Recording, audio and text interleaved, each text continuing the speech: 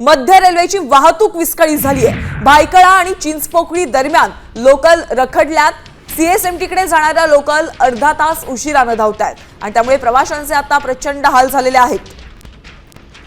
या संदर्भात आपण अधिकचे अपडेट जाणून घेऊयात। प्रतिनिधी सीमा दाते यांच्याकडून। सीमा, मध्य रेल्वेची वाहतूक विस्कळीत झाल्याचं समजतंय, नेमकं कारण काय आहे?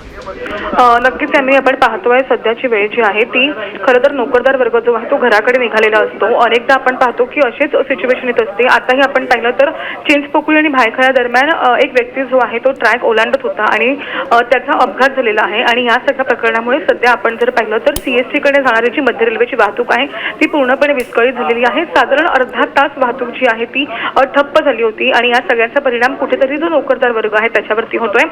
सध्या आपण जर विचार केला तर मोठ्या प्रमाणात गर्दी जी आहे ती देखील पाहायला मिळते, कारण वाहतूक पूर्णपणे विस्कळीत आहे। अर्धा तास गाड्या ज्या आहेत त्या उशिरा होत्या आणि आत्ताची जी वेळ आहे ती म्हणजे नोकरदार वर्ग घराकडे निघालेला असतो आणि त्या दरम्यान अशा पद्धतीने गाड्या उशिरा असणं, त्यामुळे साहजिकच हा सगळा परिणाम जो आहे तो सामान्य प्रवाशांवरती होताना पाहायला मिळतोय। यामिनी, नक्कीच सीमा, धन्यवाद या सविस्तर माहितीसाठी। आपण पाहतोय गेल्या अर्धा तासापासून सीएसएमटीकडे जाणाऱ्या लोकल उशिराने धावतात आणि त्यामुळे आता सध्या प्रवाशांचे मोठ्या प्रमाणात हाल होत आहेत। भायखळा आणि चिंचपोकळी दरम्यान लोकल रखडलेल्या आहेत।